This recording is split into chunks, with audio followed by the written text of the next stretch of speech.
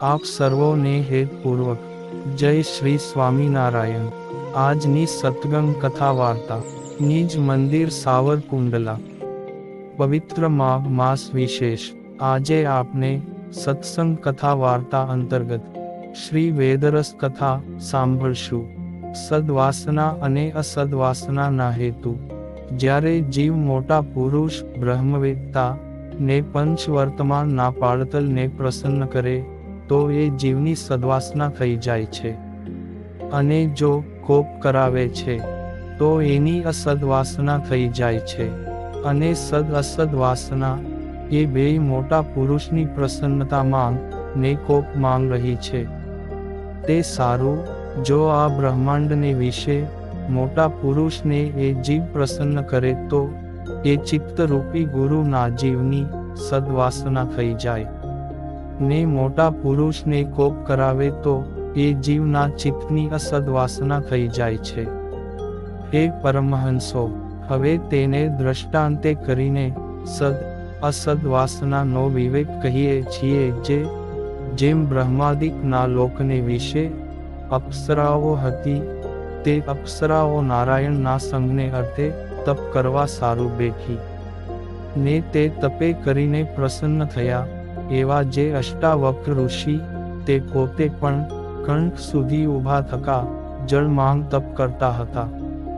તેણે અપ્સરાઓને વર દીધો જે તમારે શ્રી કૃષ્ણ પરબ્રહ્મ પરમાત્માના અંગનો સંગ થશે। અને જ્યારે તે ઋષિ જળ માંગથી બહાર નિસર્યા ત્યારે તેના શરીરના 8 વાંગ દેખીને તે અપ્સરાઓ હસતી હતી।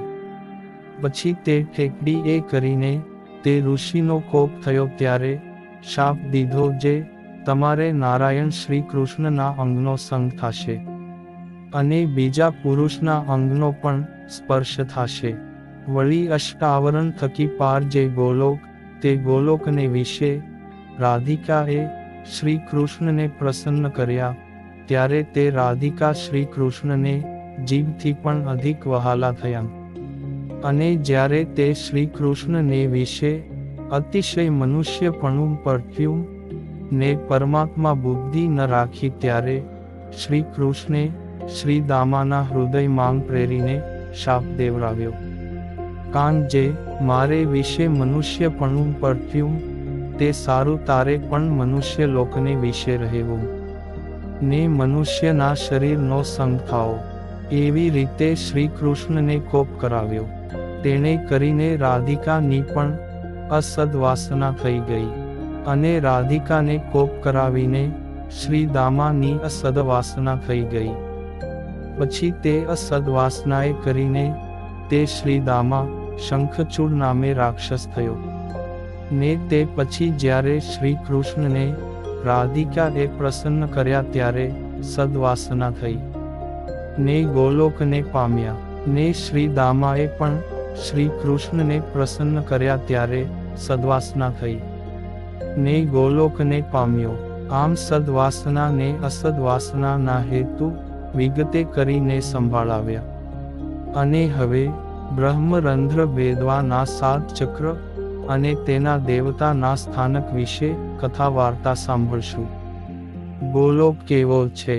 તો સર્વ જે સાધન માત્ર તેના ફળરૂપ છે તે સાધન કહીએ છીએ। જે મૂળાધાર ચક્રને વિશે ગણેશનું સ્થાનક છે, ને 4 પાંખડીનું કમળ છે, તેનો રાતો વર્ણ છે। તે ઉપર બેસીને મારી મૂર્તિનું ધ્યાન કરી પ્રાણને જીતીને પછી વાયુને મૂર્તિએ સહિત ત્યાંથી ચાલ્યો થકો લિંગને વિશે સ્વાધિષ્ઠાન ચક્ર, જે બ્રહ્માનું સ્થાનક, તેને પામે છે। ત્યાં 6 પાંખડીનું કમળ છે, તેનો પિત્તવર્ણ છે।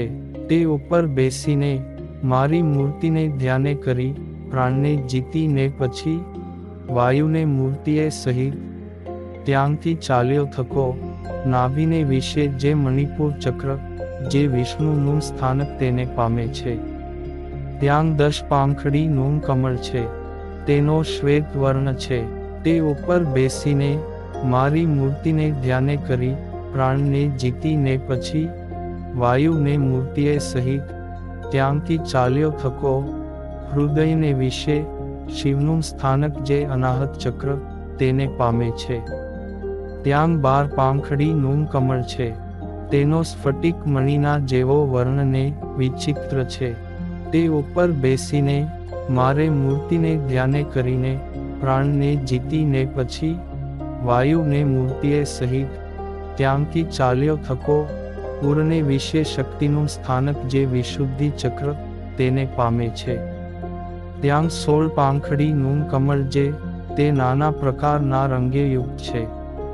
તે ઉપર બેસીને મારી મૂર્તિને ધ્યાને કરી પ્રાણને જીતીને પછી ત્યાંથી વાયુને મૂર્તિએ સહિત ચાલ્યો થકો વિશુદ્ધિ ચક્રને આગળ જે તાલુમ મૂળ તેને પામીને ત્યાં થકી હળવે ભ્રકુટીના મધ્યને વિશે શિવની સિદ્ધિઓનું જે સ્થાનક આજ્ઞાચક્ર તેને પામે છે. ત્યાં 2 પાંખડીનું કમળ છે. તેનો શ્યામ વર્ણ છે ને ત્યાં અતિશય રક્ત અગ્નિના સમૂહ જેવું ને સર્વ દિશા ને આકાશ પૃથ્વીને વિશે વ્યાપક પ્રલયકાળના અગ્નિ તુલ્ય એવું જે જ્યોતિનું લિંગ તે છે. તે આજના ચક્ર ઉપર બેસીને 7 પ્રાણના માર્ગને રૂંધીને મારી મૂર્તિના ધ્યાને કરીને પ્રાણને જીતી લેવો. ત્યાંથી કેવળ મૂર્તિએ સહિત ચાલ્યો થકો બ્રહ્મરંધ્રને વિશે મહાલક્ષ્મીએ સહિત નિરંજન એવા જે મહાવિષ્ણુ તેના સ્થાનકને પામે છે. ત્યાં 1000 પાંખડીનું કમળ ને તેનો શ્વેત વર્ણ છે ને તે મહાવિષ્ણુ રૂપ થઈને મારા ધ્યાનને વિશે જોડાય છે. આમ બ્રહ્મરંધ્ર ભેદવાના 7 ચક્ર અને તેના દેવતાના સ્થાનકની વિગતિ જાણી. અને હવે પછીની કથા વાર્તા આપને આગળના ભાગમાં સાંભળશું.